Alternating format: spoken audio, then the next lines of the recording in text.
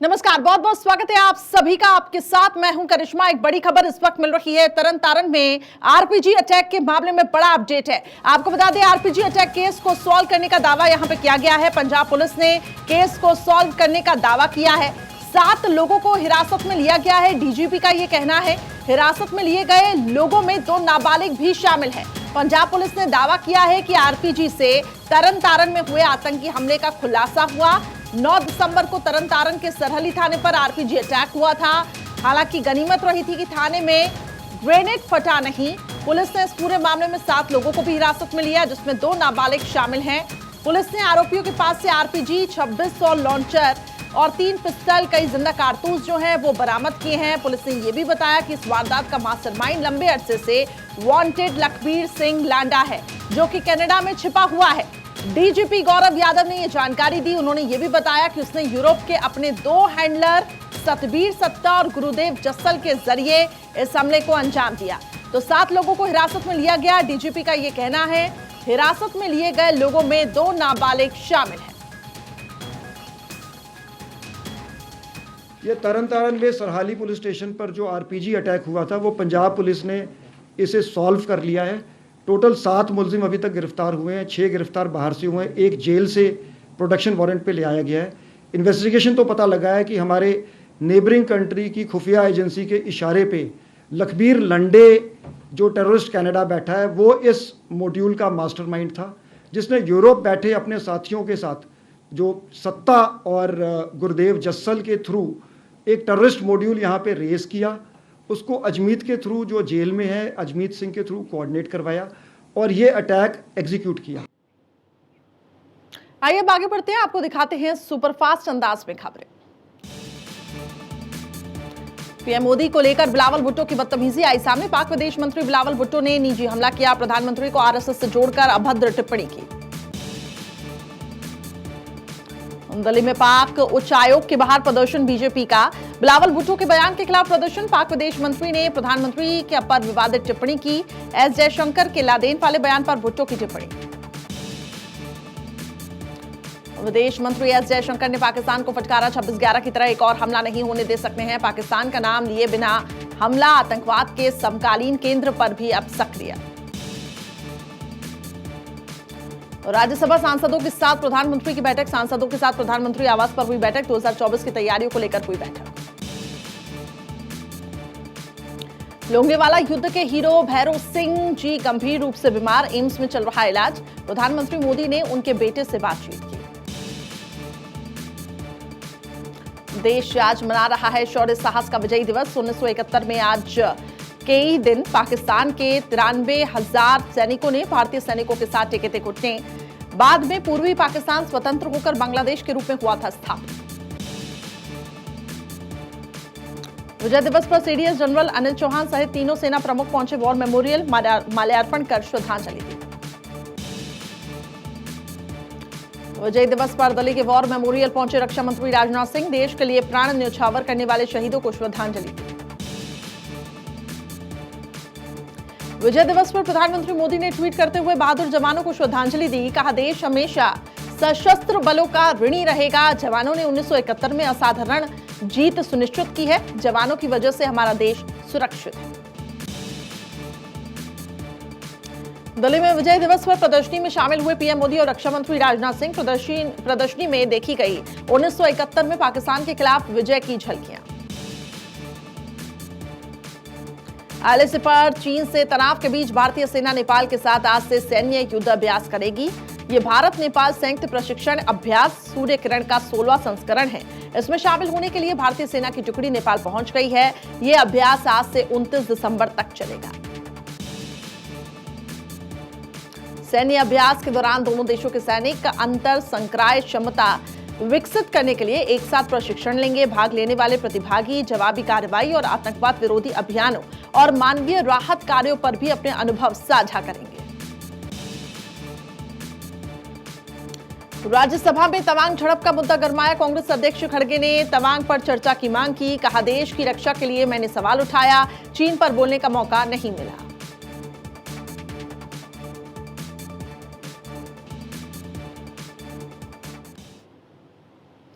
वहीं देखिए तमाम हालातों पर सेना का जो पहला बयान सामने आया है उसको लेकर लगातार प्रतिक्रिया मिल रही है, लेकिन इस वक्त केंद्रीय मंत्री अनुराग ठाकुर कुछ कह रहे हैं।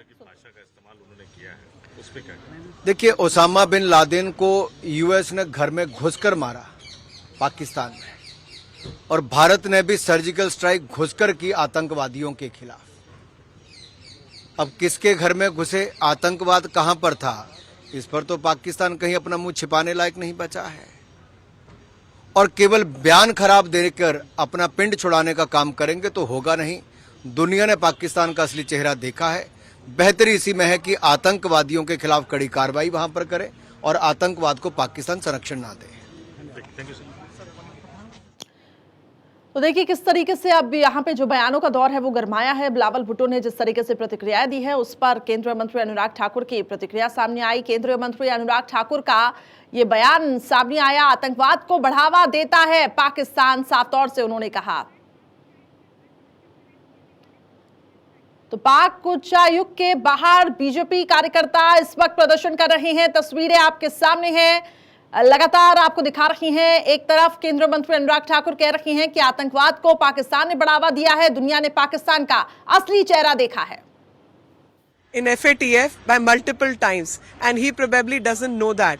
Also, you must remember that the country he represents has been incubating terrorism. Unlike the incubation which India is leading and working with, the incubator of terrorism in the world has been Pakistan. So far as leadership of Prime Minister Modi is concerned, the world has recognized that leadership, and the world has seen what kind of leader Prime Minister Modi is, who has not only helped India but has helped rest of the countries even during COVID, including Pakistan. We must understand that the ancestors of Mr. Bhutto were responsible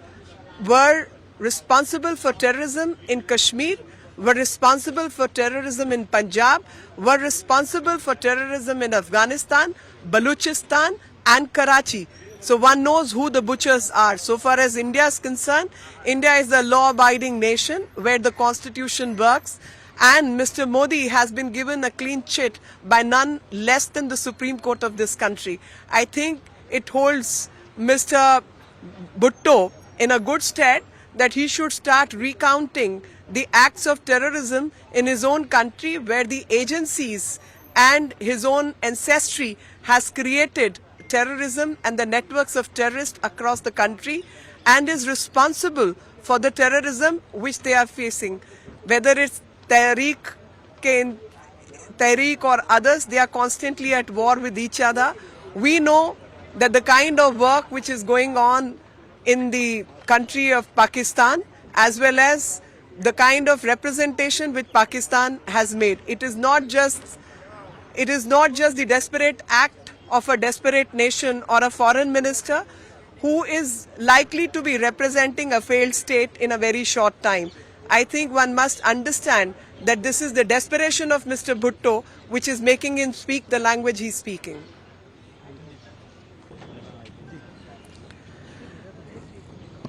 Bhutto जी जो कि विदेश मंत्री हैं पाकिस्तान के, उन्होंने जिस तरीके का बेबुनियाद बयान दिया है वो सिर्फ पाकिस्तान के दिवालियेपन को नहीं दर्शाता, बल्कि वो उनके अपने मानसिक दिवालियेपन को दर्शाता है। शायद भुट्टो की जानकारी नहीं है कि कितनी बार पाकिस्तान FATF की ग्रे लिस्ट में रह चुका है। शायद वो नहीं जानते कि उनके पूर्वजों ने किस प्रकार से आतंकवादी इंक्यूबेटर्स बनाए थे, जो कि कश्मीर, पाकिस्तान के अंदर ऑक्यूपाइड कश्मीर ही नहीं बल्कि पंजाब और अन्य बलूचिस्तान, कराची, इन सब जगहों पर इन्होंने आतंकी घटनाएं और दहशतगर्दी का जो बयान है वो सबके सामने, और दहशतगर्दी की चीज़ों में किस तरीके से ये उलझे रहे हैं। और इन सब के सामने आपको जानना होगा कि एक फेल्ड नेशन की तरफ बढ़ता हुआ पाकिस्तान और उसके फेल्ड विदेश मंत्री के ये बयान है, जिसको पूरी दुनिया ने एक मार्जिनलाइज करके साइड में बिठा रखा है। तो कहीं ना कहीं ये डेस्परेट बयानबाजी हो रही है उन लोगों द्वारा जो कि फेल्ड स्टेट को रिप्रेजेंट कर रहे हैं, ऑलमोस्ट फेलिंग से फेल्ड की तरफ बढ़ते हुए लोग हैं। और आपको जानना होगा, जहां तक प्रधानमंत्री मोदी जी की बात है, उनके नेतृत्व की ताकत को दुनिया ने सराहा है, पहचाना है और उसके बारे में बात की है। आपको जानना होगा कि देश जो भारत है वो नियम, कानून और सुप्रीम कोर्ट से चलता है, और सुप्रीम कोर्ट ने जिस गोधरा की ये बात करते हैं उसके सिलसिले में क्लीन चिट सुप्रीम कोर्ट ने दी है, और गोधरा में शामिल हुए कई भारत के गुनाहगार जो हैं वो जवाब शायद भुट्टो साहब अच्छा दे पाएंगे कि वो लोग कहाँ हैं। कहीं वो पाकिस्तान में तो छुपे हुए नहीं बैठे। दाऊद इब्राहिम है, पानवाला है, शौकत है, कई ऐसे लोग हैं जो यहाँ की गिरफ्त से बाहर हैं। तो मुझे लगता है कि पाकिस्तान जिन लोगों को शह देता आया है उनके बारे में भी जिक्र करने का समय आ चुका है। साथ ही आपको जानना होगा कि ये एक ऐसा देश है जिसको कोई वैलिडेशन दुनिया में नहीं है, उसको पूरी दुनिया में कहीं कोई मान्यता नहीं मिलती। और तो मीनाक्षी लेखी को आप सुन रहे थे, साफ तौर से वो कह रही हैं कि इस जो भी बयान सामने आया इसकी हम निंदा करते हैं। तस्वीरें आपके सामने हैं, ये दरअसल जो पाक उच्च आयोग है वहां पर बीजेपी का जो जोरदार प्रदर्शन हो रहा है वो आपको दिखा रही है। हर तरफ इस बयान की निंदा हो रही है कि यह बयान आपत्तिजनक है।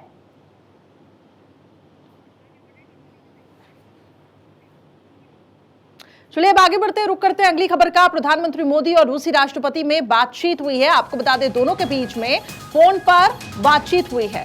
तो इस वक्त की बड़ी खबर, प्रधानमंत्री नरेंद्र मोदी और रूसी राष्ट्रपति के बीच बातचीत हुई है। दोनों के बीच फोन पर लंबी बातचीत हुई है।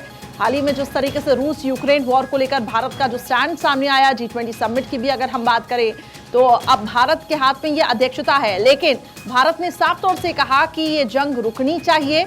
और प्रधानमंत्री मोदी और रूसी राष्ट्रपति पुतिन के बीच ये फोन पर चर्चा हुई है।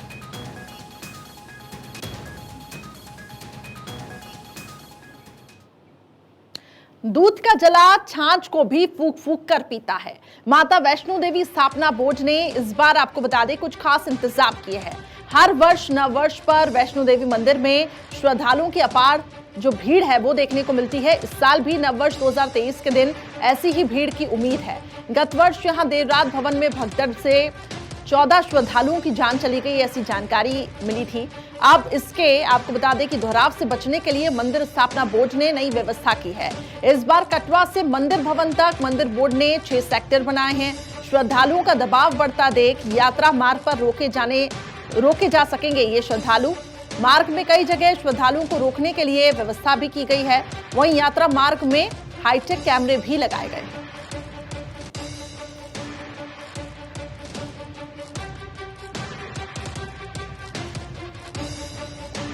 तो इस बार कटरा से मंदिर भवन तक मंदिर बोर्ड ने 6 सेक्टर बनाए हैं ताकि भगदड़ न मचे, और यही एक वजह है कि हाईटेक कैमरे भी यात्रा मार्ग में लगाए गए हैं।